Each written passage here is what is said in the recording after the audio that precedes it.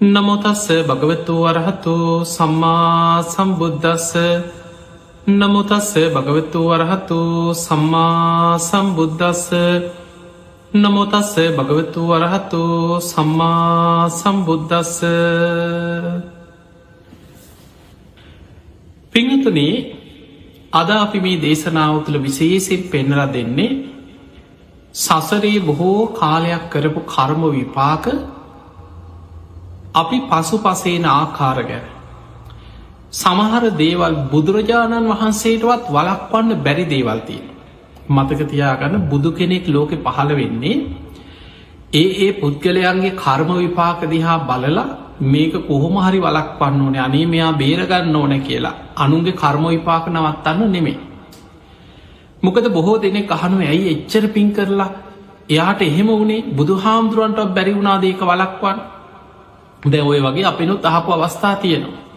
දැන් ඔබ හිතට බිම්බිසා රජ්ජුරුව ගැන බිම්බිසා රජ්ජුරුව ගැන ඒ සිදුවීන් අහනකොට කෙනෙකුට හිතෙන්න්න පුළුවන් බුදු හාමුදුරුවන්ට මොනවා වුනත් තමන්ගේ රාජකීය උයන කුටි සෙනසුන් හදලා මුලින්ම ආරාමයක් කළ පූජ කරපු මනුස්්‍යයනුවමේ බුද්ධ ප්‍රමුඛ සංඝයාට බොහෝ දන් පැන්දීපු රජ්ජුරුව නෙමේ.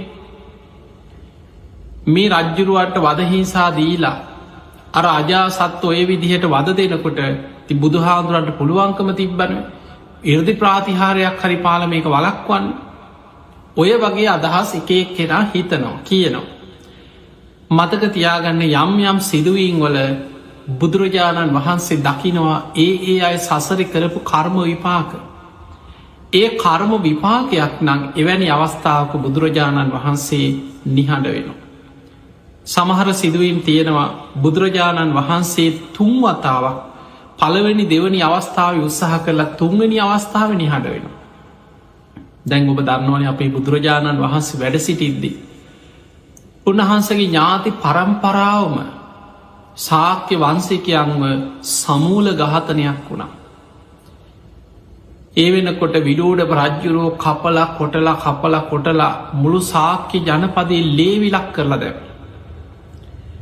බුදු හාමුදුරන්ගේ නෑදෑ පරපුරම බුදු හාමුදුරුව වැඩයින් නැද්දිම විශාල පිරිසක් කීප දෙනෙ පැනලගියපු කීප දෙනෙ හැංගිලා බේරිච්ච ටික දෙනෙක් ජීවිත බේරගත්තා, අනිත් අයි මැරුම් කෑව.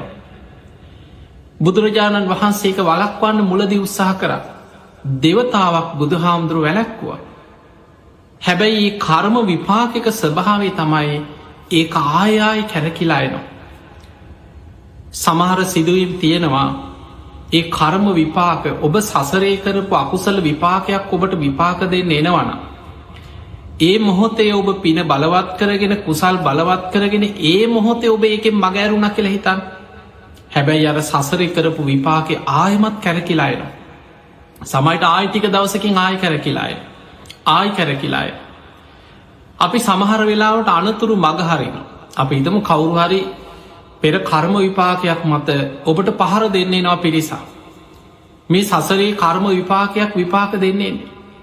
කවුරුහරි කලිම පණවිඩේ දෙනවා මොකක් හරි හිතවතෙක් හරි ඔන්න අද මෙහෙම පිරිසක් කෙනවා හැංගිලා බේරියක්. එදා හැංගිලා බේරුණ. දෙවනි දවසෙත් මොකක් හරි බේරෙනවා. ඔහොම දවසක් දෙකක් තුනක් බේරෙයි. හැබැයි අර කර්ම විපාකයේ ආපස්සට යන්නේ. ඒ විපාක සමහට ඒ ජීවිතයේ විපාක දිය යුතුම දෙයක් නම් ආයි මොන්න ක්‍රමෙන් හරි සමහලාට අපිහිතම ඒ පුද්ගලයා ඒ ගමෙන් බේරෙන්න්න ගියා කියලා. අපි ගම ගමේ තරහකාරයෝ ටිකක් දැම්මේ ගහන්නේ. එයා ගම අතහැරල යනවා. එයාට කවුරු හරි කියනවා අපි ගම යාට වෙලාවේ තිබ හරි මොකක් හරි මේ ඉන්න එපා, ඔයාට මේ කරදරකාරයක් අපල කාලයක් ඔයා මේ ගමෙන් යන්න. දැන් එයා වෙන ගමකට ගිහිල්ලා වෙන ප්‍රදේශකට ගිහිල්ලා හිතන යන්තන් ඇති දැන්න කරදරයක් නැතුව ඉන්න පුළුවන්. දැන් හතුරෝනේ අර ප්‍රශ්න ඉවරයි. හැබැයි කර්ම විපාක ඉවර වෙන්නේ. සමහර වෙලාවට අනුන්ගේ ආරවුලක් විසඳන්න ගිහිල්ල හරි අනුන්ගේ ප්‍රශ්නකට මැදිහත් වෙන්න ගිහිල්ල හරි අනුන්ට ගහන පොළු පාරක් හරි කැරකිලා වැදිලා අර ගුටි කාල මැරෙන්න්න වෙනවා. එක් ඔත්පල වෙන්න වෙනවා. එක්ක ඒ කර්ම විපාක මොන ක්‍රමෙන් හරි ගෙවන්න වෙනවා. ඔය වගේ මතකතියාගන සසරේ කරපු කර්ම විපාක කොහේ හැංගිලා කොහෙ මග හැරලා බේරෙන්න්න හැදුවත් ඒව තමන්ගේ පස්සෙන් එනවා. පිංහතුනී අපේ බුදුරජාණන් වහන්සේගේ ඥාති පරපුර කල්ප ගානකට පෙර ඒ ශාක්‍ය වංශිකයෝම බොහෝ කාලෙකට පෙර දඹදිව තලේ එක්තරා ගංගාවක් ආශ්‍රය කරගෙන ඒ ප්‍රදේශෙත් එදා රාජ්‍ය ඒ කාලෙත් රට පාලනය කරපු රාජකය පිරිසොයි නෑදෑ පිරිස. රජවරු රාජ්‍ය පාලනය කරනකොට හැම වෙලාම උත්සාහ කරන්නේ තමන්ගේ රාජ්‍ය බලවත් කරගන්න. රාජ්‍ය සීමාව පුළුල් කරගන්න. පුළුවන්තරන් රාජ්‍ය සැප සම්පත් වැඩි කරගෙන ධනය එකතු කරගෙන තමන්ගේ බලය විහිදවාගන්න තමයි උත්සාහ කරන්න. එතකොට තමන් තවත් ප්‍රදේශ යටපත් කරගෙන අත්පත් කරගන්න හිතාගෙන නොයෙක් උපක්‍රම යොදන චරපුරුෂ සේවය යොදෝනවා කේලං කියන පිරිසයෝදෝල ඒ රාජ්‍ය කොටෝනවා එකඒක විදිහ උපක්‍රම යොදනවා රජවරු. ඔය අතරේ ගංගාවකට වස දැම්ම. ඒ ගංගාවකට වසමිශ්‍ර කරේ ඒ ගගේ වතුර ගලාගෙන යනකොට තවත් රාජ්‍යයක් කරහ යන්නේ. මේ රාජ්‍යයේ ඉන්න පිරිස මේ වසවලින් ඒ අයි ලෙඩ වෙනවා සමහරු මැරෙනවා ඒ මිනිස්සු විපතට පත්වෙනකොට ඉක්මනින් ආක්‍රමණය කරලා ඒ ප්‍රදේශ යටත් කරගන්න පහසුයි. ඔන්න ඔය විදියට ගංගාවකට වසමිශ්‍ර කරලා ඒ ප්‍රදේශය යටත් කරගත්තා කියන. ඔය එකක්. ඔය වගේ තව බොහෝ දේවල් තියෙන ඔය වගේම යුද්ධ කරපු දේවල් මිනිස්සුන්ට වදහිංසාදීලා කොටු කරලා බල කාමයෙන් යුක්තව පෙර සසරේ තව රාජ්‍ය යටත් කරගන්න සිදු කරපු සසර කරපු අකුසල විපාකයක් බුදුරජාණන් වහන්සේ වැඩයින් නැද්දිම උන්වහන්සගේ ඥාතීන්ට කැරකුණ. අපේ බුදුරජාණන් වහන්සේ වෙනකොට සම්බුද්ධත්වයට පත්වෙලා බුදු හාන්දුර බුදු වෙලා පළවෙනි අවුරුද්ධ අවසන් වෙනකොට තමයි සාක්‍ය ජනපදයට කපිලවස්තුපුරයට වැඩම කරලා නීග්‍රෝධාරාමි පිළි අරගෙන ඔබ දන්නවා යමා මහ පෙළහර පෑවකින ඥාතීන්ගේ මානය දුරු කරන්න. බොහෝ පිරිසක් මාර්ග පල් ලැබුව. දෙවනි වතාවේ සාක්‍ය කෝලිය වන්සිකයන් රෝහිණී නදිය වතුර මුල් කරගෙන ඒ ගඟක් නිසා යුද්ධයක් ඇති කරගන්න ගිය වෙලාවේ තැන් බලන්න මේ කොහෙන් හරි වතුර මුල් කරගෙන හරි මොකක් හරි යුද්ධයක් කැරකිලා අයනවර කර්ම විපාක. එතනදිත් බුදුරජාණන් වහන්සේ වැඩම කරලා ඒ ආරවුල සංසිදෙව. එදා බුදුරජාණන් වහන්සේ දහම් දෙසුවක් 500ක් රාජ කුමාරවරු ධර්මය අවබෝධ කරගෙන පැවිදි වෙලා බුදු හාමුදුරුවොත් එක්කම ආපහු වැඩිය. ඒ අය රහත් වුණ. එතකොට මේ විදිහට බුදුරජාණන් වහන්සේ කීප වතාවක් වැඩම කරලා සාක්‍ය ජනපදයන් තමන්ගේ ඥාතීන්ට දහම් දෙසලා ඒ අය අතර බොහෝ පිරිසම් මාර්ග පල් ලැබුව උන්වහන්සේගේ යුතුකම ඉෂ්ට කර. ඔය අතරේ අපේ බුදුරජාණන් වහන්සේ දවසක්ම සැවැත්නුවර ජේතවනාරාමි වැඩ ඉන්නකොට උන්වහන්සේ උදෑසන මහා කරුණා සමාපත්තියෙන් ලෝකෙ දිහා බලනවා කාට දදමම් පිහිටවෙන්. කවුද අද දවස ධර්මය අවබෝධ කරන පින්වන්තමය කවුද අද දවස නිවන් දකින්නේ කියල බුදු හාන්දුරු බුදු ඇසින් බලනවා. එදා උදෑසන බුදුරජාණන් වහන්සේ මහා කරුණා සමාපත්තියේ ලෝකෙ දිහා බලද්දි. අපේ බුදුරජාණන් වහන්සේ දකිනවා විඩෝඩබ රජ්ජුරුව විශාල සේනාවක් ලෑස්ති කරගෙන. අවි ආවිධ පටෝගෙන පිටත් වෙලා යනවා සාක්‍ය වන්සිකව එකෙක් තියන්නේ. මේ සියලු සාක්‍ය වන්සිකයන් නැති කරනවා මුම් මරණවා කියලා පිටත් වුණ. දැන් සේනාවක් කරගෙන යනවා සාක්‍ය වන්සිකයන්ගෙන් පලිගන්න. එක වෙනම් ප්‍රශ්නයක්කේ කෝන්තරයක් මොකක් හරි හේතුවක් කැරකිලායනවා පලිගන්න. එදා බුදුරජාණන් වහන්සේ බුදු ඇසින් දැක්කා විඩෝඩබ රජතුමා මේ සාක්‍ය ජනපදයට සේනාවත් එක්ක කඩා පැනලා තමන්ගේ ඥාතිීන්ව සමූල ගහතනය කරන්නයි මේ යන්නේ. බුදුරජාණන් වහන්සේ අහසට පැනනැගල අහසින් වැඩම කරා රජතුමා සේනාවත් එක්ක යන මාර්ගය. එදා ග්‍රීස්ම කාලයක් අවකාස්ටකි. ඒ පාරයිනෙම වේලිච්ච ගහක් තිබුණ කොළ හැලිච්ච ගහක්. අපේ බුදුරජාණන් වහන්සේ ගහයට සමාපත්තියෙන් භාවනායිරියාවෙන් අර පාරයින ගහයට වැඩහිටිය. දැන් සාක්‍ය ජනපදේ පේන මානෙ ඒ පාරි තියෙන පාරයින තියෙන වේලිච්ච කොළත් හැලිච්ච ගහක්. අර සේනාවත් එක් එනකොට ඉදිරියෙන් ආපු අයි දැක්කම් මෙන්න පාරයින බුදු හාමුදුරු වැඩඉන්න. ඉක්මනට ඒ අය ආවිධ පිමතියලා අර කොඩි දජ පහලතියලා මැදින් ආපු දෝලාවෙන රජ්ජුරුව එනවා පෙරහැරේ යුද්ධ සේනාවත් එක්ක ඉක්මනින් ගිහින් කිව රජතුමනි මේ අසල බුදුරජාණන් වහන්සේ වැඩඉන්න අයිතිරී රජ්ජුරු ඇවිල්ල වන්දනා කර ලැහු අනේ ස්වාමීනී ඇයි මේ ඔබහන්සේ මෙතන මේ වෙලාවේ කොල නැති ගහක්නේ මේ ගහේ කොලක් හැරිලා ග්‍රීස්ම කාලයක් අවකාස්ටක ඔබහන්සේ කොහොමද මෙතන වැඩඉන්නේ ස්වාමීනි ඇයි මේ අන්න එතනදි බුදුරජාණන් වහන්සේ වදාල් රජතුමනී අර ඈතින් පේන්නේ මගේ උපන් ගම කීව ඒ ප්‍රදේශය ඉන්න මගේ ඥාති පිරිස ඒ ප්‍රදේශය හමාගෙනෙන සුළඟ පවා මට සනීපයි කියව මගේ ඥාතීන්ට විපතක් වෙන්න යන වෙලාවේ තතාගතයන් වහන්සේ කොහොම දහනවා විවේකෙන් ගහක් යට වැඩයින් ඔච්චරයි බුදුරජාණන් වහන්සේ දැනෙන්න තේරෙන්න කාරණා කියනවා ඔය කරුණු ඇහෙනකොට රජතුමාට හිතුනා විඩෝඩ රජ්ජුරුවට හිතුනම් මේ නම් සාක්‍ය වන්සිකයන්ව බේරගන්න බුදු හාමුදුර වැඩම කරලා තියෙන උන්වහන්සගේ ඥාති පිරිසමේ මං බුදු හාමුදුරන්ට ගෞරව කරනවා උන්වහන්සේට ගෞරව කරලා මං ආපහු හැරෙනවා කියලා බුදු හාමුදුරන්ට වන්දනා කරලා කියෙන සාමීනී භාක්‍යතුන් වහන්ස මන් සේනාවත්තේ කාපහු හැරිලා යනවා කියලා බුදු හාමුදුරන්ට වන්දනා කරලා ඒවිලි බුදුරජාණන් වහන්සේ අර පිරිසටම දවේශයේ වෛරයේ කේන්ති ආදීනව මතු කරමින් දහම් දෙසවා ඒ බනත් අහල හිත පහදවාගෙන ආපහු ආව දැන් ඔන්න බුදුරජාණන් වහන්සේ තමන්ගේ ඥාති පිරිස සාක්‍ය වන්සිකයන්ව බේරගත්ත පළවෙනි පාරට බේරගත්තා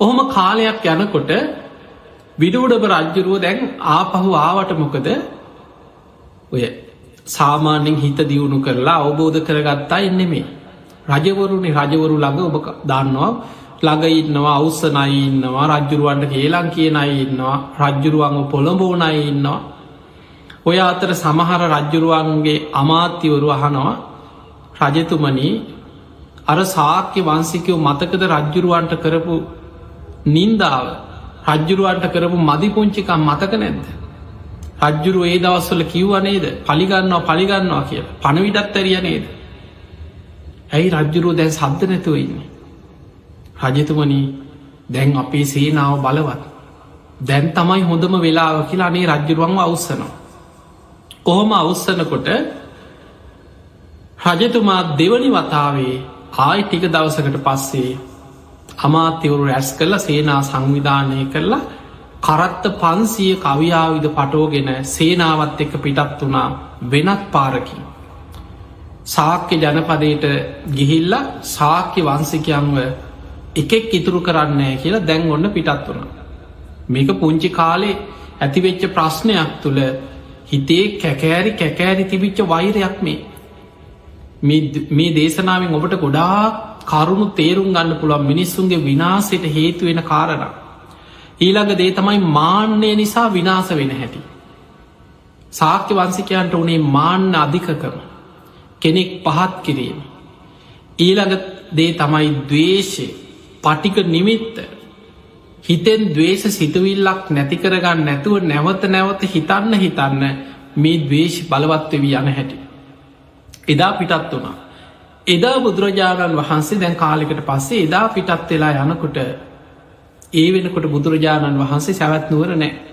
උන්වහන්සේ චාරිකාය වැඩම කරලා ඒ කාලෙ වැඩහිටියේ ගිජ්ජකෝට පරොත්තේ රජගහනුවර ගිජ්ජකූට පරෝතේ තමයි බුදු හාන්දුර වැඩයි බුදුරජාණන් වහන්සේ කොහේ වැඩ සිටියත් උන්වහන්සේ උදෑසනින් 12 කෝටි ලක්ෂවාරයක් මහා කරුණා සමාපත්තියට සමවදිනවා ගන්ධකුටියේ ඉදන් දස දහසක් ලෝක දහතුවට බුදු ඇස විහිදෝල බලනවා කාට දදමම් පිහිට වෙන්නේ කවුද අද දවසේ ධර්මය අවබෝධ කරන පින්වන්තමය කියලා බුදු ඇසින් බලනවා එදා බුදුරජාණන් වහන්සේ දැක්ක විඩූඩව රජ්ජුරෝ කරත්ත 500 කවියාවිද පටෝගෙන විශාල සේනාවක් අරගෙන දැන් වෙනත් පාරකින් රජගහනුවර පැත්තෙන් ගමන පිටත් කරගෙන දැන් සේනාවක් එක්ක යනවා සාක්‍ය වන්සිකයන්ව එකෙක් තියන්නෑ කියලා දැන් රජ්ජුරු කේන්තියෙන් යන්න තමන්ගේ ඥාතීන්ගෙන් පලිගන්න යන ගමන කලින් වතාවත් බුදු හාන්දුරුව බේරගත්තා මේ වතාව බුදුරජාණන් වහන්සේ ඉරදි ප්‍රාතිහාරයක් පෑවා ගල් තලාවක් මතින් යනකොට කරත්ත 500ම ගල් තලාව කෙරේවා කියලා බුදු හාමුදුර අධිෂ්ඨානයක් කර. ඔබ දන්නවා මැටි සාමාන්‍යෙන් එරෙන පොළොවල් වල මැටිවල සාමාන්‍ය ඔය හාන්න එහෙම ගිහිල්ලා ඒ හාන සමාට ටැක්ටර් එරෙනවා. එතොට ගොම් බානවල් දාල් හානකොට සමාට එරෙනවා. එදකොට ඒ වගේ දැන් කරත්ත ක්‍රෝධයක් හිතන් කරත්ත රෝධයක් එරුණොත් මඩක එරිලා හිරවෙන. ඒ වගේ මේ මඩේ නෙමෙයි ගල් තලාවක් මත බුද්ධ අධිෂ්ඨානයෙන් අර ගල් තලාව මතින් යනකොට සැනින් කරත්ත මඩේරෙනවා වගේ එරිලා හිරවුණා. හිතාගන්න බැරි අසිරිමත් ප්‍රාතිහාරයක්. කරත්තවල ගිය අයයේ වට බැහැල ගිය අයයි ඔක්කොම බය වුණත් තැති ගත්තම් මොකක්ද මේ වුණේ එක කරත්තයක් හොල්ල ගන්න බෑ. ඒ වෙලාවෙ සෝදිසි කරල බලන්නකොට ඔන්න දැනගත්ත මේ අසල බුදුරජාණන් වහන්සේ කඳු මුදුනක ගිජ්ජකෝට පරොත්තේ වැඩඉන්නවා. එහෙනම් උන්වහන්සේගේ ප්‍රාතිහාරයක් වෙන්න ඇති. විඩෝඩප රජතුමා සේනාව හිටපු ප්‍රබල පිරිසකුත් අමාත්‍ය පිරිසකුත් එක්ක ගිජ්ජකූට පරවත මුදුනට ගියා බුදුරජාණන් වහන්සේ මුණ ගැහෙන. ගිහිල්ල මුණ ගැහිල වන්දනා කර. එතනදි රජ්ජුරු ඇතුළු පිරිසට බුදුරජාණන් වහන්සේ දහම් දෙසවා. දවේශයේ වෛරයේ ආදීනව. මේ වෛරය ඊළඟට දවේශය ඒවැ තියෙන භයානකකම ආදීනව තමම්ම විනාස වෙන දෙයක් කියලා බුදු හාමුදුරු දහම් දෙසුව. බණහල අවසන් වෙනකොට රජ්ජුරුවන්ට අන්න ආයමත් හිත පැහැදුන. ඇත්ත නේනම් මේ බුදු හාමුදුරු කියනද ඇත්තනි කියලා හිතුන. ඒවෙලෙක් බුදුරජාණන් වහන්සේට වන්දනා කළකව ස්වාමීණී භාගතුන් වහස මං ආපහු හැරෙනවා. මං සේනාවත් එක්කම මගේ රාජ්‍යයට මං ආපහු යනවා කොසොල් ජනපදයට. තතාගතයන් වහන්ස මට අවසර දෙන සේක්වා කියල බුදු හාමුදුරන්ට වන්දනා කරලා නැකිටලා පිරිසත් එක්ක කරත්ත ළඟට යනකොට මෙන්න පුදුමයක්. අර කරත්ත හිරවෙලා තිබ්බ එරිලා තිබ්බ කරත් ඔක්කොම දැන් රෝධ බුරුල් වෙලා ආපහු හරෝගෙන යන්න පුළුවන්. කරත්ත ටික හරෝගෙන ආපහු පිටත් වෙලා ගිය. පිරිසම ආපහු ගියාය. එතකොට දෙවනි වතාවත් ඔන්න බුදුරජාණන් වහන්සේ මේ පිරිස තමන්ගේ ඥාති පිරිස බේරගත්ත. විඩුඩව රජ්ජුරුවන් සාක්‍ය වන්සිකයන් මරන්න ගිය ගමන දෙවනි පාරත් බේරගත්තා. ඔහොම කාලයක් යනකොට එදා බුදුරජාණන් වහන්සේ ආයමත් වැඩ හිටිය සැවැත්නුවර මේ අවුරුදු ගානකට පස්සේ ආයමත් විඩෝඩප රජ්ජුරෝ දෙපාරක් හිතෙන් අතහැරියට පලිගන්න අදහස මේ කර්ම විපාක කියන්නේ ආයමත් කැරකිලායන. සමහර වෙලාවට අවුරුදු ගානකට පස්සේ ඒ කර්මම ආයමත් කැරකිලායට. එදත් බුදුරජාණන් වහන්සේ බුදු ඇසින් ලෝක දිහා බලනකොට දැක්ක විඩෝඩප රජ්ජුරෝ විශාල සේනාවක් කරගෙන සාක්‍ය ජනපදයට යන්න ආයමත් සූදානන් වෙනවා. බුදුරජාණන් වහන්සේ බුදු ඇසින් බැලුව මගේ ඥාති මං මීට පෙර දෙවතාවක් බේරගත්තා. ඇයි මේ නැවත නැවතත් ඒ අයට කර්ම විපාකයක්ද මේ සසර විපාකයක්ද ඔවුන්ට විපාක දෙන්න යන්නේ. බුදුරජාණන් වහන්සේ බුදු ඇසින් දකිනවා සාක්‍ය වන්සිකයන් මීට බෙර බොහෝ කාලෙකට පෙර තමම්ම සසරේ කරපු කර්ම විපාකයක් මේ සාක්‍ය වන්සිකයන්ට විපාකදේ. එතකොට බුදු හාමුදුරන්ගේ ඥාතීන් කියල නෑ සසරේ කරපු කර්ම විපාක කැරකිලායනවා. බුදුරජාණන් වහන්සේ තුන්වැනි වතාවෙන් නිහඬ වුණා. විඩෝඩව රජතුමා විශාල සේනාවක් අරගෙන ගිහිල්ලා සාක්‍ය ජනපදයම වට කරා. පිංහතුන මේ සිදුවීම සඳහන් වෙනවා. විඩෝඩව රජතුමා එක පාට සාමාන්‍ය ඉස්සර යුද්ධ කරා රජවරු අතර යම් කිසි ආචාර ධර්ම කියල දෙයක් තියෙන යුද්ධව. රජ්ජුරුවෝ ඉස්සරලාම ගිහිල්ල පණවිඩකරුවන් ඇරිය මං යුද්ධට ඇවිල්ලා ඉන්න මන් සේනාවත් එක් ඇවිල්ලා ඉන්නේ මාත් එක්ක යුද්ධ කරන්න සූදානන් වෙන්න කියලා සාක්‍ය ජනපදයට පණවිඩයක් කැරේ. සාක්‍ය වන්සිකව පණවිඩේ ලැබුණට පස්සේ රාජකය පිරිස සාකච්ඡා කරා මොකද අපි කරන්නේ. බොහෝ පිරිසක් ඉදිරිපත් වුණ අපි ගාව සේනාව ඉන්න අපිට ආයුධ තියෙන අපි මොකටද පරදින්නේ අපි යුද්ධ කරමු. වැඩිහිටි සාක්‍ය වන්සිකයෝ ඒක මතිකව කියා හිටියා අපි කවුරුවත් ආයුධයක් අතින් අල්ලන්නේ නෑ. අපි ඇවිල්ල මැරුවත් අපි සියලු දෙනා මැරුවත් අපි අපේ ආත්මාරක්ෂාවටවත් අපි ආයුධයක් අරගෙන යුද්ධ කරන්නේ. ඒකට හේතුව අපි ලෝතුරා බුදුරජාණන් වහන්සේ නමකගේ ලේ ඥාති පිරිසක්. බුදු කෙනෙකුට ඥාති වෙන පිරිසක් අපි. ඒ වෙනකොට සාක්‍ය වංසිකව අතර බොහෝ වැඩිහිටියයි හිටිය මාර්ග පල්ලාබියයි. ඔවුන් දැඩිසේ ඒක මතික තීරණයකටාවා අපි ආයුධයක් අරගෙන යුද්ධ කරෝ. අපි ආත්මාරක්ෂාවට හරි අපි ආයුධ අතට ගත්තොත් ඒක බුදුරජාණන් වහන්සේට අගෞරවයක්. අපි මේකට මූුණ දෙමු. ඒ අතර වැඩිහිටි සාක්‍ය වංසිකයෝ කීපදනෙ තමන් ළඟ තිබිච්ච වටිනාම දේවල් ආරක්ෂා කරගන්න ඕන නිසා අනාගත ලෝකයේ වෙනුවෙන් සාක්‍ය වංසිකයෝ කීප දෙනෙකුට ඒවදීලා පිටත් කළා. ඒ අතර කීප දෙනෙකුට දුන්න බෝසතාණන් වහන්සේගේ රාජාභරණ ඔබ මේ වරගෙන කොහේ හරි ඈතකට පැනලයන් අනාගතය මේවා තැම්පත් කළ චෛත්‍ය ඉදි කරවන්න. බෝසතාණන් වහන්සේ වසර 29ක් රාජ කුමාරයෙක් හැටියට භාවිතා කරපු මගුල් කඩුව තවත් රාජ කුමාරයකුට දීලා ඔහු තව පැත්තකින් පිටත් කර. ඔය වගේ අපේ බෝසතාණන් වහන්සේ සතු වටිනා දේවල් සාක්‍ය වංසිකයන්ට අයිති වටිනා දේවල්ටික එහෙමේ කීප දෙනෙකුට දීලා ඇරිය. සාක්‍ය වංසිකයෝ යුද්ධ කරේ නෑ සාක්‍ය ජනපදයට වෙලා ඕන දෙයක් වෙච්චදෙන් අපි ධර්මය සිහි කරගම්. බුදු හාමුදුරුව අපිට ධර්මය කියලා දුන්න. අපි ධර්මය හිත පිහිටෝමු කියලා ධර්මය මෙනෙහි කරගත්තා. ආයුධයක්කත් අතේ නැති නිරායුධ සාක්‍ය ජනපදය ඇතුළට විඩෝඩව රජ්ජුරුව විශාල සේනාවක් එක කඩා පැන්න. ඒ පැනලා සාක්‍ය වන්සිකයෝ එක කෙන අල්ලගෙන හන උඹ සාක්‍යෙද්ද නැද්ද කියලා හන. බොරු කියන්නෙත් නෑ. ඇයි සෝවාන් බොහෝ පිරිසක් මාර්ග පල්ලාබියයි පන්සිල් රකින අය ආර්ය කාන්ත සීලෙ පිහිට පයි. ඔවුන් හිස නම ලකින අපි තෘණ සාක්‍යය කියැන අපි එහෙම කියලා තියෙන ඔවුන්ගේ පක්ෂ පාතිත්තේ අහිංසකකම කියන්නකෙන අපි තෘණ ශාක්‍යය කියන. හිස ගසා මරණෝ. ඒ විදිහට සාක්‍ය වංසිකව 60,000ක් එක්කෙනෙ දෙන්නෙක් නෙමේ.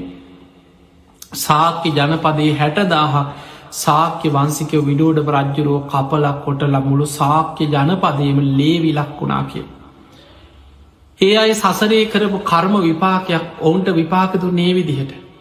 හැබැයි ඒ කර්ම දැන් එතන කර්ම විපාකකට වේවා විඩෝඩව රජ්ජුරෝ කරගත්තෙත් අකුසලයක්. ඒ අතර මාර්ග පල්ලාබී සාක්‍ය වංසිකයෝ බොහෝ පිරිසක් සෝවාන් සකදාගාමි අනාගාමි වෙච්චාය පවා හිටිය. හොඳ සිල්වත් ගුණුවත් ශ්‍රාවකයෝ හිටිය උපාසක උපාසිකාව හිටිය. විඩෝඩව රජ්ජුරුවන්ටත් ඒක විශාල අකුසලයක් පාරාවලල්ලා. රජ්ජුරුවෝ යුද්ධ කරලා දැන් යුද්ධයක් නැතුව තනි යුද්ධයක්න කිසිම ආයුධයක් අතට අරගෙන යුද්ධ කරන්න ආවේ නැති නිරායුධ සාක්‍ය ජනපදයම කපල කොටල මැරුයි. දැන් අර ආයුධත් පටෝගෙන සේනාවත් එක්ක මුළු ඇගේ හැම්ම තැනවල්ලේ පිරිසත් එක් ආවා අපි යම් දැන් ජයගෝසා කර ආපහුවෙනවා. හොඳටම මහන්සිය 60,000ක් මරලා කොටලා දැන් පිරිස අරගෙන ආපහු ඇවිල්ල මග අචිරවති ගංගාව අයිනේ ඒ ගඟ කෙලවරක කඳවුරුලාගෙන අර අවියාවිද වතුරෙන් හෝදගෙන ගංයවුර අයිනේ මහන්සියට ඔක්කෝම හවස රාත්‍රී එතන නතර වුණා. මේ ගංගාවේ ගං යූරේ ගං වැල්ලේ පිරිස නිදාගෙන එදා රාත්‍රී කාලෙ ගත කරා. මහාරාත්‍රී විශාල වර්සාවක් වැහැල ඈත ප්‍රදේශකට. හිතපු නැති විදිහි විශාල ජල කඳක් සුනාමියක් එනවා වගේ අර වතුර දිගේ ආව විශාල වතුර පාර. මේ කර්ම විපාක කැරකෙන හැටි. විඩෝඩව රජතුමා ඇතුළු අර ගිය සේනාවම ගගේ ගහගෙන ගිහිල්ලා ඔවුන්ට ආපහු රාජ්‍යයට එන්න ලැබුන්නේ. සාක්‍ය වංසිකයන් මරපුයේ කර්ම විපාකේ ඔවුන්ට දිට්ට දම වේදනය වසයෙන් ආපහු එද්දිම විපාක දුනි. ඔවුන්ට ආපහු රාජ්‍යයට එන්න ලැබුන්නේ. එදකොට මේ සිදුවීමෙන් අපි තේරුම් ගත යුතු කාරණා ගොඩාක් තියෙන එකක් තමයි බුදු හාමුදුරුවන්ගේ නෑයෝ වුනත් ඔවුන් වපුරපු දේ සසරේ ඔවුන් නෙලාගත්තද නැද්ද. අපි බුදුරජාණන් වහන්සේගේ නෑදෑයෝ කියලා බේරෙන්ට බැරි වුණ. තමන් සසරේ වපුරපු දේ තමන් සංසාහර නිලාගන්න. ඒ නිසා මතක දැම් බුදු හාමුදුරුවම දෙපාරක් බේරුවා. එහෙම දෙපාරක් බේරගත්තා කියලා කර්ම විපාක ආපහු හැරුන්නේ ආයි කැරකිලාව. මේක චක්‍රයක් වගේ කැරකි කැර කියනවා ආපහු. සමහර කර්ම විපාක මේ ජීවිතේම ඒ කාන්තය විපාක දෙන දිට්ට දම්ම වේදනය විපාක. සමහර කර්ම තියෙනවා ඊළඟ ජීවිතය විපාක දෙන්න. එක මේ ජීවිතය නෙමේ ඊළඟ ජීවිතය ඒ කාන්තෙන් විපාක දෙන්න. සමහර කර්ම තියෙනවා මේක කැරකි කැරකි කැරකි කැරකි හැම ආත්මකම විපාක දිදී විපාක දිදී විපාක දිදී පිරිනිවන් පානකන් සසර විපාක දෙන කර්ම තියෙන. ඒවට කියන අපරා පරිවේදනය කර්ම විපාක. ඒ නිසා මතකතියාගන්න මේ කර්ම විපාක ඒකයි බුදුහාදුරුව පෙන්වේ මහණෙන උදේ හවස. ඔබ ගිහි කෙනෙක් වුණත් ඔබ පැවිදි කෙනෙක් වුණත් ඔබ කවුරුනත් නිතර සිහි කරන්න කියනවා. කම්මස්ස කෝමහි මම කර්මය ස්වකීය කරගත්ත කෙනෙ. කම්ම දායාදෝ මම කර්මය දෑවැද්ද කරගත්ත කෙනෙ. කම පටිසරනු මම කර්මය පිළිසරණ කරගත්ත කෙනෙ. කම බන්දු මටයින්න එකම ඥාතිය මගේ එකම නෑය මම රැස් කරගත්ත කර්ම. යංකම්මං කරිස්සාමි කල්්‍යානංවා පාපකංවා තස්ස දායාද. මම යම් හොදක් හෝ නරකක්කරොත් ඒක විපාක මා කරා එනවා කියල හිතන්නකි. ඒ නිසා මතකතියාගන්න මේ ගැන ඔබ නිතර සිහි කරන්න. අපේ හිත්වල සාමාන්‍යෙන් ධර්මාවබෝධයකින් මෙහා ජීවත්වෙන මේ පෘතජ්ජන ලෝකයා බුදුරජාණන් වහන්සේ පෙනම් මේ පෘතජ්ජන භාවයේ තියෙන භයානකකම. සෝවාන් වෙච්ච කෙනානං ආර්යකාන්ත සීලයෙන් යුක්තයි. ඒ නිසා කොයිම විදිහටවත් අපායගාමී කර්මිකට වැටෙන්නේ. තරහ යන්න පුළුවන් කේන්ති යනවා. කෙලෙස් ඇති වෙනවා හැබැයි අපායගාමි අකුසලයකට වැටෙන්නේ. ඒ සැනින් සිහිය පිහිටවාගෙන තමන්ගේ ආරක්ෂාව ධර්මය තුළින් හදාගන්න ධර්මය මෙනෙහි කරලා. හැබැයි බුදුරජාණන් වහන්සේ පෙන්නවා පෘතජ්ජන කෙනාට ධර්මාවබෝධයක් නෙලබු කෙප්පු කෙනාට විශාල අනතුරු ගොඩක් තියෙන ජීවිතය අනතුරකමයි. මෙන්න මේ ටික බුදුහාමුදුරු පෙන්නනවා පෘතජ්ජන කෙනා අතින් වෙන්න පුළුවන් දේවල්. ඔබ මේ තියෙන ඔබ ගැන. එතකොට ඔබට හිතනෑ අපි එහෙම කරන්නේ අපෙන් මං නං කවදාවත් එහෙම නං වෙන්න කියලා හිතෙන්න්න පුළ හැබැයි මතකතියාගන්න ඔබ එහෙම හිතුවට ඔබ එහෙම කිව්වට ඔබේ හිත තාම ඒ ස්වභාවෙන් තියෙන දෙයක්. අපි නොසිතන චරිත නොසිතන විදිහට උපාසකයෝ වගේ වැඳගෙන හිටපු අය. 3-4 දෙනෙකුට එක්ක ඇනල මරපු සිදුවීම. මරාගෙන මැරිච්ච සිදුවීම. හිතාගන්න බැරි දේවල් තියෙන සමහරය පූස් පැටව් වගේ. අපි දැකල තියෙන අපි ගොඩක් බන්ධනාගාරවල බණ කියලා තියෙන. එල්ලුම් ගහට නිය වෙච්ච මිනිස්සු ජීවිතාන්තයට හිරේ ගියයි ඔය මහා අපරාධකාරයෝ 100,000 ගණන් එකතු කරලා අපි බන්ධනාගාර ගණනාවක භාවනා වැඩසටහන් ධර්ම දේශනා කරලා තියෙන බොහෝ කාලයක්. සමහර පුද්ගලයෝ දැක්කහම හිතාගන්න බැපූස් පැටව් වගේ. මෙහෙම අඩුගාන නිකන් කූම්බි එක්කක් පරයි කළ හිතාගන්න බැරි පෙනුමක් තියෙන බොහෝම අහිංසක චරිත. හැබැයි ඔවුන්ගේ ජීවිතවල හිතාගන්න බැරි විදිහ මිනී මැරුම් අපරාධ දරුණු දේවල් තමගේ මනුස්සෙක් වෙනස් වෙනවා කියන එක කවදක් ඔත්තන කොයි මොහොත වෙනවද කියන්න බෑ. ඒක තමයි පෘතජ්ජන භාවයේ තියෙන භයානකකම. ඔන්න බලන්න බුදුරජාණන් වහන්සේ පෙන්නම් මහණෙනි පෘතජ්ජන කෙනා අතින් ඕනම මොහොතක තමන්ගේ මව මැරුම් කනවා කියන එක සිද්ධ වෙන්න පුළුවක් කිය. ඒක තමයි පෘතජ්ජන භාවයේ තියෙන භයානකකම. ඕනම වෙලාවක ඔහු අතින් තමන්ගේ අම්ම වුනත් මැරෙනවා කියන එක සිද්ධ වෙන්න පුළුවන්. ඊළඟට පෘතජ්ජන කෙනාතින් මහණෙනි ඕනම මොහොතක තමන්ගේ පියා මිය යනවා පියාගේ මරණය සිද්ධ වෙනවා කියන එක පෘතජ්ජන කෙනෙක්ගේ අතින් සිද්ධ වෙන්න පුළුවන් කිය. මව මැරීම පියා මැරීම කියනද ඕන වෙලාවක වෙන්න පුළුවන්. ඒක තමයි පෘතජ්ජන භාව භයානකම. එමන ඉති අනිත් මිනි මැරුම් ගැන කතා කරන්න දෙයන්න ඕන පවකට පෙළබෙන්න පුළුවන්. මහනෙනි පෘතජ්ජන කෙනෙක්ගේ අතින් රහතන් වහන්සේ නමක් ගාතනය වෙනවා කියන එකත් සිද්ධ වෙන්න පුළුවන් කියන. මහරහතන් වහන්සේ නමක් පවා පෘතජ්ජනයගේ අතින් ගාතනය වෙනවා කියන එක සිද්ධ වෙන්න පුළුවන්. ඇයි ඒක තමයි පෘතජ්ජන භාවය තියෙන භයානක්කම. බුදු කෙනෙක් ගාතනය කරන්න බෑ කවදාව. මේ ලෝකෙ මනුස්සයකුටවත් දෙවියෙකුටවත් බ්‍රහ්මයකුටවත් අඩුගානේ කාම ලෝකෙම අධිපති වසවර්ති මාරයටවත් බුදු කෙනෙක්ගේ ජීවිතය අනතුර එහෙලන්න බෑ. කරන්න පුළුවන් එකම එකදේ බුදු කෙනෙක්ගේ ලේස් හෙලවීමක් විතරයි. හැබැයි මතක තියාගන්න මේ තුවාලයක් බල වගේ අර නිකල් ලේ ගලාගෙන ගිහිල එහෙම වෙන්න. ලේ සෙල වෙනවා. ලේ කැටි ගැහෙනවා. බුදු හාමුදුරන්ගේ සිරි පතුල තුවාල වනා කියන තැන තියෙන් ලේ ගලාගෙන ගියා කියලනුව ලේ කැටි ගැහුණ. එතකොට ඒ වගේ දේවදත්ත කරේ ගලක් පෙරලලා බුදු හාමුදුරන්ගේ සිරි පතුලේ ඒ ගල් දෙක ගට්ටනය වෙනකොට වෙනත් ගල් පතුරක් ඇවිල්ල ඒකෙන් ගැලවිලාගේ ගල් පතුරක් විසි වෙලා ඇවිල්ල සිරි පතුළ වැදිල ලේ හැටියක් පෙරුණ.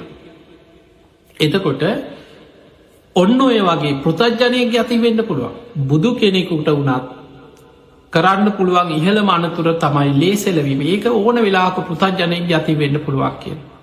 මහනිනි පෘතජ්ජන කෙනෙක්ගේ අති සංගබේදේ නැමති අකුසලේක ගිහියකුට කරන්න පුළුවන් දෙයන්නෙමේ උපසම්පදාවෙච්ච ස්වාමීන් වහන්සේ නම පෝය සීමාවක් තුළ ධර්මී පෙන්න්න එතකොට එහෙම දෙයක් වුණත් වෙන්නේ පෘතජ්ජනයගේ ඇති ආර්ය ශ්‍රාවකගේ අති මාර්ග පල්ලාවියගේ අතින් කවදාවත් වෙන්නේ.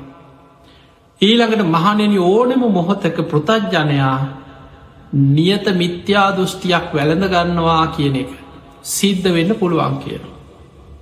මතක තියාගන්න මේ බණහගෙන මේ වැඳගෙන මේ බුදුගුණ කියාගෙන දන්දීගෙන හිටපු අය මෙන්න ටික කහලකින් ආගම වෙනස් කරලා.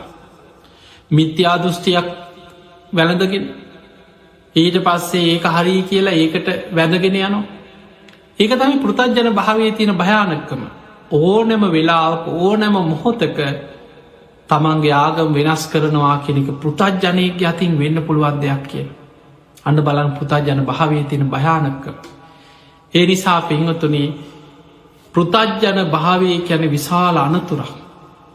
ඕනෑම මොහොතක ඕනම අකුසලයක් නියත මිත්‍යාදෘෂ්ටියකට පංචානන්තරි අකුසලයකට කරන්න හැම අපරාධයකටම වැටෙන්න්න පුළුවන්.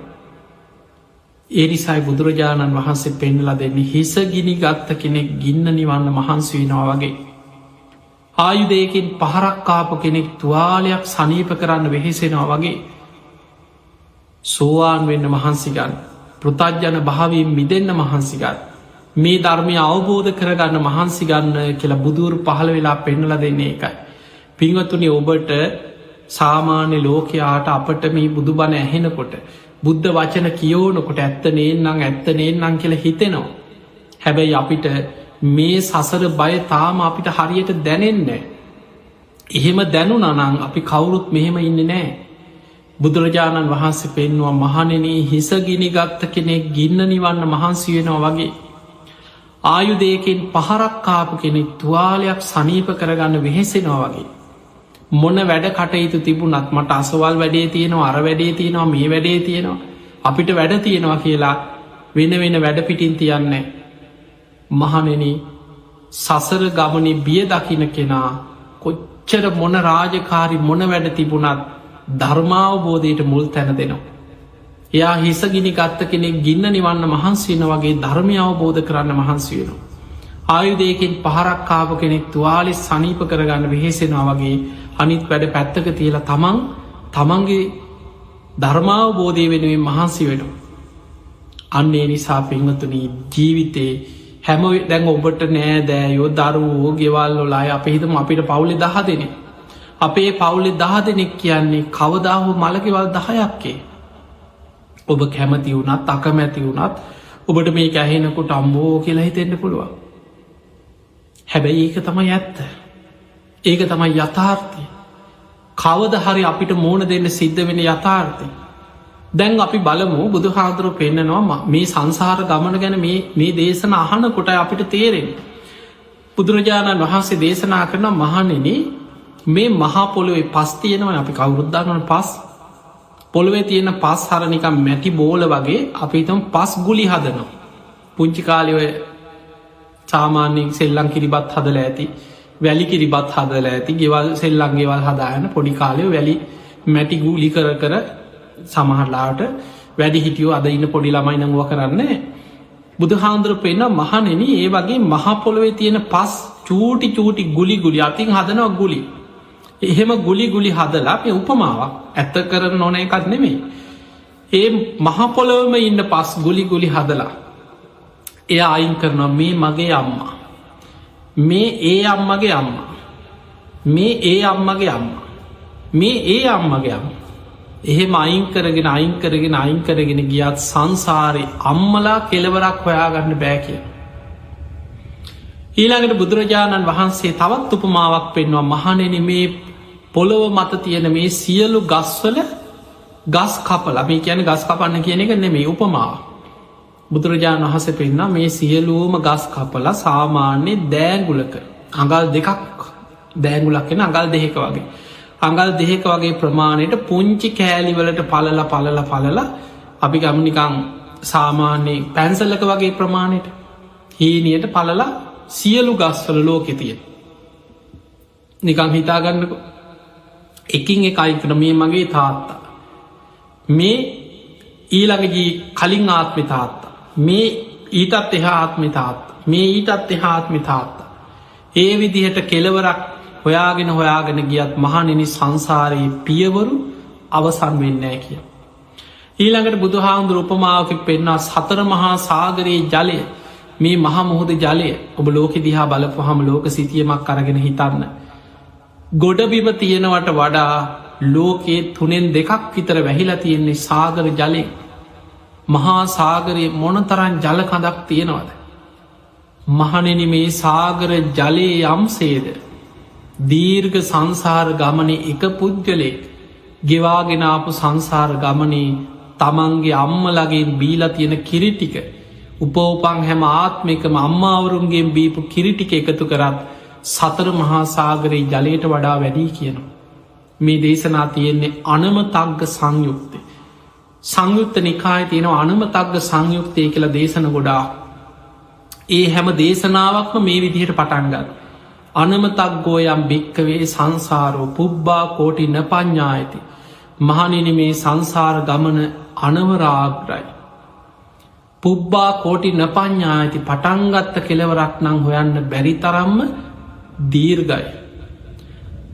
අවිද්‍යාවෙන් වැහිච්ච තන්හාාවෙන් බැඳිච්ච මේ සත්‍යයාගේ සංසාර ගමන බුදුහාමුදුරුව ඔය විදිහට පෙන්නලා දෙනවා අපි ගෙවාගෙන ආපු සසර ගමන තියෙන භයානක්කම. ඊළඟට බුදුහාමුදුරුවයි දේශනාවල පෙන්වා මහණෙනි නුබත් මේ හැම දෙනාමත් මේ දීර්ඝ සංසාර ගමන අපි කර ආවේ මහපොලෝ පෝෂණය කරාපු ගමන. උපදිනවා මොනවහරි එකතු කරගෙන කනවා බොනවා මැරිල පොලෝ පෝෂණය කරන පස්සෙලා යන. ආයි කොහ හරි ගිහිලා උපදිනවා විඤ්ඥාන. ආයි මොනවහරි කාල බී ඇඟ පත හදාගන්න ආයි මැරෙනවා ආයි පොලෝට පස්සෙන. ආයිත් කොහ හරි ගිහිලා පිළිසිඳ ගන්න. මනුස්සෙක් විදිහටම නෙමේ. අන්ඩජ ජලාබුජ සංසේජජ ඕපපාතික ඔය හැම ක්‍රමයෙන්ම උපදිනවා මැරෙනව පස්සෙනවා. ඕක තමයි සංසාරය අපි පොලෝ පෝෂණය කරාපු ගමනක් කියන. ඒ නිසා දීර්ඝ සංසාර ගමන දිහා ගත්තහම මේවා හිතන්න ඕන හිතන කොටයි තේරෙන්නේ අම්මෝ කියලා.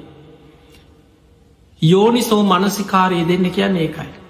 අහන ධර්මය ඔස්සේ නුවනින් විමසන් මේ අහන ධර්මයට අනුකූලව කල්පනා කළ බලන්න ඇත්තට මමත් ඔය වගේ ආපු ගමනක්නේ.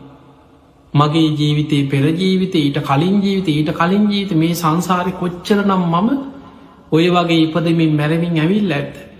අන්න එහෙම හිතන කොටයි අපිට සංසාරය ගැන බයක් උපදීම. තව කොච්චර යන්න තියෙයිද කියලා බය ඇතිවේ. දැන් ගෙවාගෙනාපු ගමන දැන් අපිට දැනෙන් නෑ කියලා හිතමු.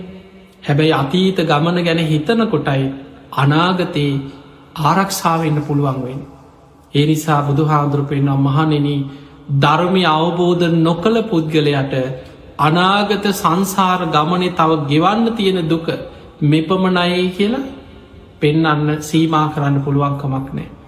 ඔන්න බලන්න බුදුරජාණන් වහන්සේ ධර්මය අවබෝධ කිරීමේ වටිනාකම් පෙන්නන ආකාර. බුදුරජාණන් වහන්සේ දවසක් මහපොළොවෙ තියෙන පුංචි ගල් කැට 7ක් ශ්‍රී හස්තයට ගන්නවා. පොඩි ගල් කැට 7ක්. අරගෙන භික්‍ෂූන් වහන්සේලාට පෙන්නනවා මහණෙන තථාගතයන් වහන්සේගේ මේ ශ්‍රී හස්තයේ මත තියෙන මේ ගල් කැට 7 නොබල දකිනවද? එහෙමයි ස්වාමීනි. තථාගතයන් වහන්සේගේ ඔය ශ්‍රී හස්තය මත තියෙන පුංචි ගල් කැට 7ක්. මහණෙනි නුඹලාට මේ ගල් කැට 7ත් මේ මහ පොළොවේ තියෙන වැලි කැට ගල් කැට අතරත් වෙනස තේරෙනවද? ස්වාමීනි භාග්‍යවතුන් වහන්සේ මේ ශ්‍රී හස්තය මත තියෙන ඊටාම පුංචි ගල් කැට 7ක් විතරයි. නමුත් මහා පොළොවේ ගල් කැට වැලි කැට ගත්තොත් සිය ගණනින් දහස් ගණනින් ලක්ෂ ගණනින් ඉලක්කමෙන් බින්දු ගානෙන් කියන්න බැරි තරම් විශාලයි.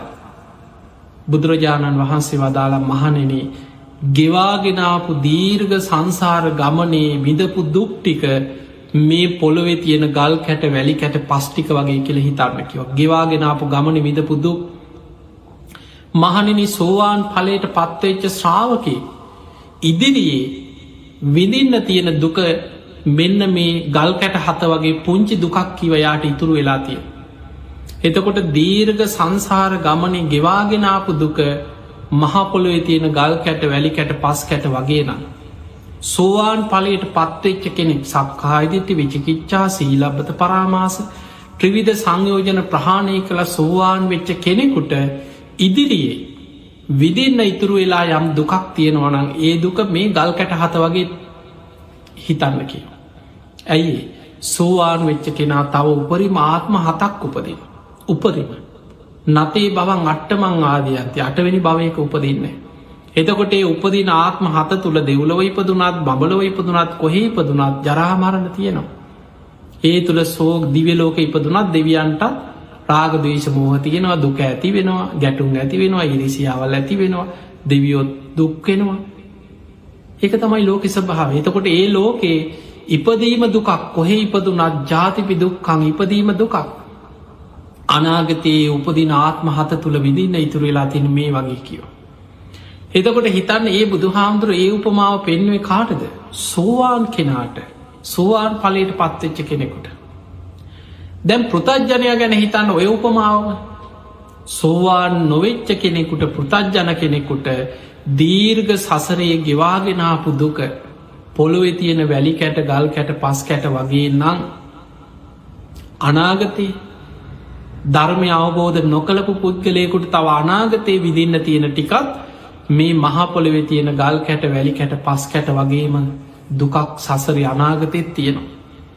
ගෙවලත් තියෙනවා, අනාගතයටත් ඒ වගේම තියෙනවා. අන්න ඒ නිසයි බුදුරජාණන් වහන්සේ පෙන්වුවේ අප්‍රමාදී වෙන්න. හිස ගිනි ගත්ත කෙනෙක් ගින්න නිවන්න මහන්සි වෙනවා වගේ. ආයුධයකින් පහරක් කාපු කෙනෙක් තුවාලයක් සනීප කරගන්න වෙහෙසෙනවා වගේ ධර්මය අවබෝධ කරගන්න මහන්සි ගන්න කියලා බුදුරු පහළ වෙලා අපිට පෙන්ලා දෙන්නේ ඒ නිසයි. අන්න ඒ නිසා බුදු කෙනෙක් පහළ වෙලා පෙන්නලා දෙන්නේ අපිට මේ කාල ඇඳලා විනෝද වෙලා ජීවත් වෙලා ඔය මැරිලා යන ක්‍රමේ කියලා දෙන්න විතරක් නෙමෙයි. එතකොට මේ බෞද්ධ බුදු දහම තුළ බුදුහාමුදුරන්ගේ ධර්මය තුළ සතුටින් ඉන්න හැටි, ගෙහි ජීවිත තුළ සතුටින් ජීවත්වෙන හැටි, යුතුකන් ගැන දෙමව්පියන්ට සලකන හැටි, බිරිඳ ස්වාමියා එක්ක, ස්වාමියා බිරිඳ එක්ක යුතුකං ඉෂ්ට කරන හැටි, දරුවන්ගේ යුතුකං, සේවක යුතුකං, සමාජයට මෙලව පරලොව යහපත පිණිස ජීවත්වෙන ජීවන රටාවක් තියෙනවා. ධර්මානුකුල ජීවන රටාවක් පෙන්නලා තියෙනවා. හැබැයි බුදු දහමේ හරය, බුදු දහම ඉලක්කෙ තමයි සත්‍යයා සංසාර දුකින් එතර කරවීම. මේ භයානක සංසාර ගමනින් නිදහස් වෙලා අඩුම ගානේ සෝවාන්වත් වෙන්න මහන්සි ගන්න. මේ සතර අපායෙන් මිදෙන්න මහන්සි ගන්න. පෘථග්ජන භාවයෙන් මිදෙන්න මහන්සි ගන්න. ඔබ යම් දවසක මේ ධර්මය අවබෝධ කරගෙන සෝවාන් ඵලයට පත් වුණා කියලා කියන්නේ අපේ බුදුරජාණන් වහන්සේ උපමාවක් දුන්නා. යුද්ධ 1000ක් දිනනවට වඩා අධිරාජ්‍යයක් හැටියට යුද්ධ 1000ක් දිනලා ලෝකෙම රාජ්‍ය පාලනය අතට ගන්නවට වඩා, ලෝකෙම පාලනය කරන සක්විති රජ කෙනෙක් වෙලා උපදිනවටත් වඩා මහණෙනි සෝතාපට්ටි ඵලය ශ්‍රේෂ්ඨයි කියලා බුදුරජාණන් වහන්සේ පෙන්වනවා. ඒ නිසා අන්නේ උතුම් ශ්‍රේෂ්ඨ භාවය ඇති කරගන්න මහන්සි ගන්න. ඒ පිණිස පියවරෙන් පියවර මේ පටන් ගන්න බුදුහාමුදුරුවෝ හිටියනම් අද එක ගාථාවක් ඇති වෙන්න පුළුවන් අපිට. බුදු කෙනෙකුට පමණයි කෙනෙක් දිහා බලලා ඉලක්කෙට එයාගේ ඉන්ද්‍රිය ධර්ම වටහාගෙන ඉන්ද්‍රිය වැඩෙන ආකාරයට දහම් දෙසන්න පුළුවන්. ඒ නිසා අද අපිට අපි පියවරෙන් පියවර අනුපුබ්බ සික්කා අනුපුබ්බ කිරියා අනුපුබ්බ ප්‍රතිපදා පියවරෙන් පියවර ධර්මය දියුණු කරගෙන ධර්මාවබෝධය පිණිස යායුතු ගමනක් අදාපිට තියෙන්. ඒ පිණිස උත්සාහ කරන්න වීරිය වඩා ති ඔබ හැම දෙනාටමත් ඔබේ ජීවිතය පියවරෙන් පියවර දවසින් දවස ධර්මාවබෝධය කරාම ගමන් කරන ධර්මාවබෝධයට උත්සාහ කරන උතුම් ජීවිතයක් බවට පත් කරගන්න මේ ධර්මානු ශාසනාව ඔබ හැම දෙනාටම ආශිර්වාදයක් වේවා පාරමිතාවක්ම වේවා කියලපි ආශිර්වාද කරනවා.